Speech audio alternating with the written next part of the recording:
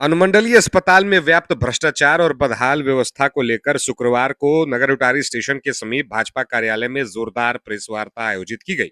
इस दौरान भाजपा नेताओं ने अस्पताल प्रबंधन और स्वास्थ्य विभाग पर गंभीर आरोप लगाए। व्यवस्था नहीं सुधरने पर तालाबंदी तक की चेतावनी दे डाली। भाजपा के जिला महामंत्री मुकेश चौबे ने कहा कि अस्पताल में लगातार कुव्यवस्था देखने को मिल रही है। उन्होंने हाल की घटनाओं का जिक्र करते हुए बताया कि कुछ दिन पहले जनरल वार्ड की छत टूटकर सीधे मरीजों के बेड पर जा गिरी। संयोग अच्छा रहा, उस समय वहां मौजूद लोग बाल बाल बच गए। उन्होंने एक और घटना का जिक्र करते हुए कहा, सेवानिवृत्त सेना के जवान सितेंद्र के पास भी छत गिर चुकी है। वहीं गुरुवार रात डिलीवरी वार्ड में जच्चा बच्चा समेत कई लोग मौजूद थे, तभी अचानक छत का बड़ा हिस्सा गिर गया। इस दौरान संतोष पासवान की पत्नी ममता देवी समेत अन्य लोग किसी तरह जान बचाकर वहां से निकले। सबसे बड़ा सवाल उठाते हुए उन्होंने कहा कि जब 60 लाख रुपए खर्च कर मरम्मत की गई थी, तो फिर छत इतनी जर्जर कैसे हो गई? अगर स्थिति खराब थी, तो फॉल सीलिंग लगाकर खतरे को क्यों छिपाया गया? उन्होंने इसे बड़े हादसे का न्योता देने वाली घटना को बताया। मुकेश चौबे ने यह भी आरोप लगाया कि अस्पताल में ईसीजी, अल्ट्रासाउंड और डिजिटल एक्सरे जैसी सुविधाएं मौजूद तो हैं, लेकिन चालू नहीं है।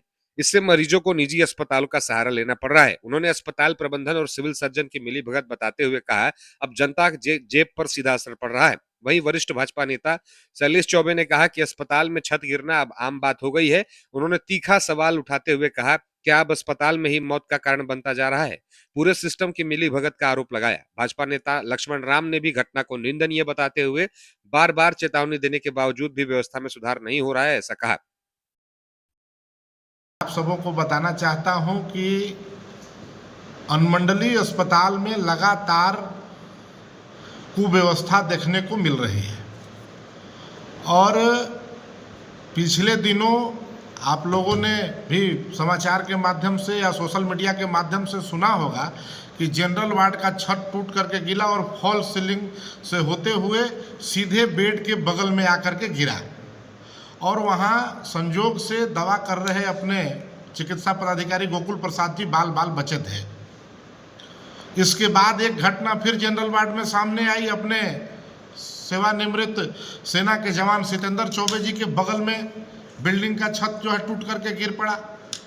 और कल की घटना तो अप्रत्याशित हो गई, चूँकि अपने डिलीवरी वार्ड में जच्चा और बच्चा दोनों, ममता देवी पति संतोष पासवान बुक्का और उनके परिजन धनवंती देवी और उनके साथ 2 बच्चे और उनके परिजन लगभग 6-7 लोग और अन्य जगहों से हरना कछार से और आपको केतार से कई जगहों से लोग आए हुए थे और उस वार्ड में शिफ्ट थे।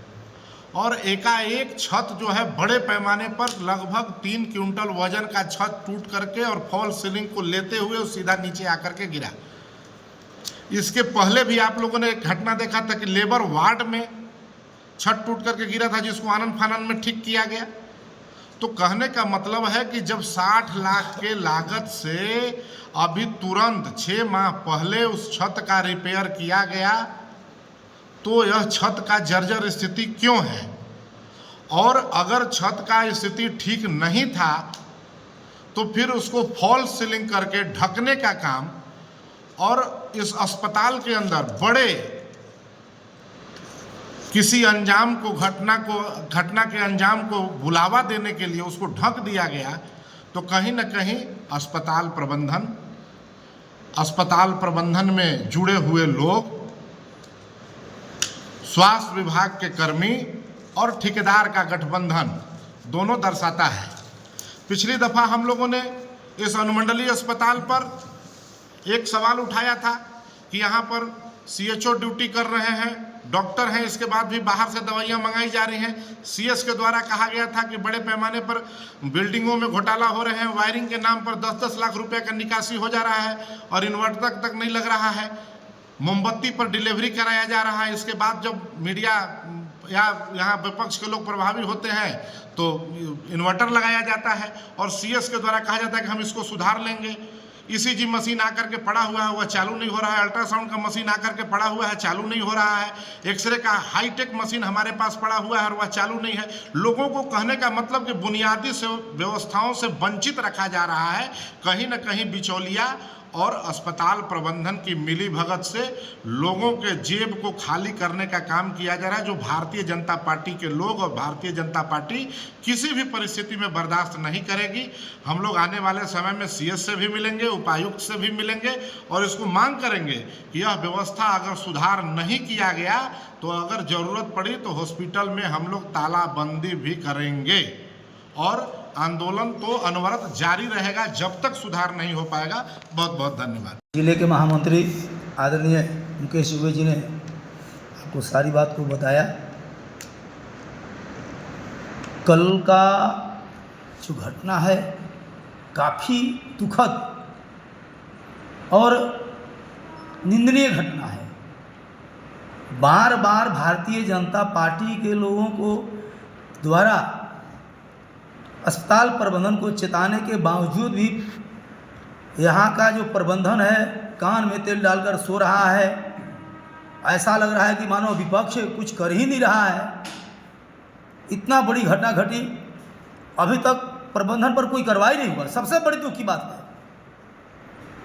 कल जचा बच्चा बाल बाल बचे और पुनः उसी में भर्ती थे। आज हम लोगों ने गया, विजिट किया, निरीक्षण किया। हम लोग का प्रतिनिधिमंडल जब गया तो देखा कि उसी में शिफ्ट है और महिलाएं गर्मी से तड़प रही थी।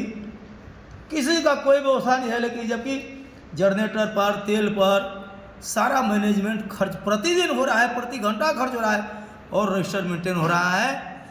मैं अनुरोध करूंगा, अपने ऊर्जावान उपायुक्त गढ़वा आए हुए हैं, मैं उनसे अनुरोध करूंगा कि आप अविलंब अनुमंडलीय अस्पताल की जांच कर दोषी पदाधिकारी जो 20-20 बरस से यहाँ जमे हुए हैं उनको अविलंब यहाँ से मुक्त करें और जो डिलीवरी वार्ड है, ट्रॉमा सेंटर खाली पड़ा हुआ है, वह ट्रॉमा सेंटर में शिफ्ट करें, तभी अच्छा होगा। अन्यथा जैसा कि हमारे महामंत्री जी ने आपको बताया, मुकेश दुबे जी ने, बात होकर के हम लोग अब पानी सर से ऊपर जा रहा है। बर्दाश्त का कोई सीमा नहीं रहा। उनको यह लगता है कि लोग केवल चिल्लाता है और कुछ करता नहीं है। चूंकि पिछला बार डीएस के द्वारा आश्वासन मिला था कि हम लोग अविलंब सुधार कर लेंगे, सीएस के द्वारा आश्वासन मिला था कि अविलंब सुधार करने के लिए, कुछ ऐसा होता नहीं है। हम लोग जो ही मुद्दा पर आते हैं तो लोग उसके बाद में मुद्दा को भटका देते हैं। पुनः मैं कह रहा हूँ कि एक सप्ताह, मात्र एक सप्ताह के अंदर अगर अस्पताल प्रबंधन पर कार्रवाई नहीं होती है तो बाद होकर हम लोग अनिश्चितकाल धरना पर अनुमंडलीय अस्पताल नगर उटारी में बैठेंगे। बहुत बहुत धन्यवाद। मैं लक्ष्मण राम, भारतीय जनता पार्टी। लोगों का बहुत बहुत धन्यवाद। देखिए, अस्पताल में छत गिरना, उसका दीवार टूटना तो आम बात हो गया है नगर रेफरल अस्पताल का। लेकिन आज जो सबसे बड़ा सवाल है कि अस्पताल ही मौत का कारण बने। अस्पताल में लोग अपना जान बचाने के लिए जाते हैं, लेकिन आज के डेट में नगर उटारी रेफरल अस्पताल ही मौत का कारण बन रहा है। और कल जो छत टूट करके गिरा, उसमें आप देखे होंगे कि जच्चा और बच्चा किस तरह से बाल बाल बचे हैं। बगल में छत गिरना, दीवार टूटना और सुरक्षित बच जाना, ये भगवान का चमत्कार ही कहा जाएगा। आज जो स्थिति बनी हुई है, अभी कुछ दिन पहले ही उस बिल्डिंग का रिपेयर किया गया, उसका पैसा कहाँ गया, कौन रिपेयर किया, किसके द्वारा रिपेयर कराया गया, और अगर नहीं हुआ तो किस अफसरों की उसमें सहभागिता रही है, और कैसे उसका बिना रिपेयर के फिर उसको चालू कर दिया गया। ये सोचने वाली बात है। आज हॉस्पिटल में देखिएगा, जाइएगा देखिएगा आप लोग, तो पंखा है फॉल सीलिंग से टकरा रहा है, पता नहीं कैसे सेटिंग किया गया। एसी लगा हुआ है, चालू नहीं है एसी, क्यों लगाया गया। वहाँ पर देखिएगा कि डेंटिस्ट हैं, लेकिन उसका मशीन नहीं चालू हो पा रहा है। गाइनो है, लेकिन वहाँ पर सुरक्षित प्रसव नहीं हो पा रहा है। सर्जन है, लेकिन ऑपरेशन की व्यवस्था नहीं है। पता नहीं हमारे डीएस और सीएस दोनों की क्या सहभागिता है कि इस नगर उटारी रेफरल अस्पताल पर काल का साया लगा हुआ है। और ये लोग किस मिली भगत से, किसके माध्यम से ये लोग अपना रचना रच रहे हैं। अब देखिए हमारे विधायक जी को ही लीजिए, जैसे लोग कहते हैं इनको, हम तो पहले भी कहे थे कि इनको अनुकंपा के विधायक, लेकिन अब कह रहे हैं इनको विरासत के विधायक। विरासत में या तो आदमी उसको बढ़ाता है या उसको घटा ही देता है, तो ये घटाने में लगे हुए हैं। और ये दो बी और है जो विकास विरोधी इनको दर्शाता है, यानी 4 बी इनके आगे पीछे चल रहे हैं, विरासत के विधायक और विकास विरोधी। इनको किसी भी विकास से कोई मतलब नहीं है, ना कोई लेना देना है। ये केवल विकास मतलब विधायक बन गए हैं, इनकी खुशी सबसे बड़ी यही बात है। अभी देखिए धुरकी गए थे, वो जो लोहरा की मौत हुई है, उनके घर जाकर के और धुरकी के थाना प्रभारी को बैठा करके साफ बोल रहे हैं, वीडियो में आप लोग सुने होंगे, कि सभी गाड़ियों को बुलाइए और सभी गाड़ियों से मिलकर के मुआवजा दिलाइए और पूरी गाड़ी चलवाइए। बताइए कितनी शर्म की बात है। कोई मारा तो एक ही गाड़ी होगा, लेकिन सब गाड़ी से पैसा वसूलवा करके और पुनः गाड़ी चालू करने की बात करें। यानी बालू का गोरख धंधा, बालू से तेल पुनः चालू निकाला जाए, पुनः चालू किया जाए बालू से तेल निकालने का काम। यही विधायक जी का काम रह गया है। इसके अलावे इनको न जनता से लेना देना है, न जनता के हित में कोई काम करना है, न तो जनता के लिए इनको कुछ सोचना है, न तो इनको विकास से कोई मतलब है। इसलिए अब हम लोग निश्चित रूप से 8 दिन का समय देते हैं।